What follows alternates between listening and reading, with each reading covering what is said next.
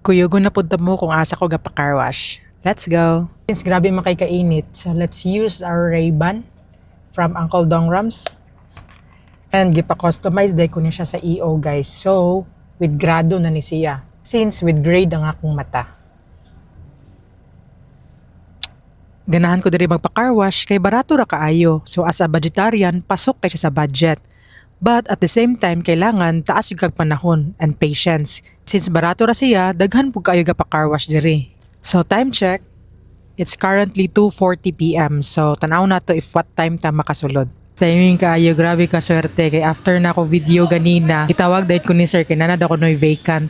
Dali rata karon mahuman. Muna akong ginaingon nga patience lang gyud kay nay usahay nga wala dira tong nagpa-reserve so makasulod ta diretsyo. Dili ra mo mawala diri kay along Sari Highway ra gyud siya. So way laing Caltex diri sa Kauswagan. Kanira yung makita nga naay Greenwich and tapa sa Chowking. Mao ni siyang before.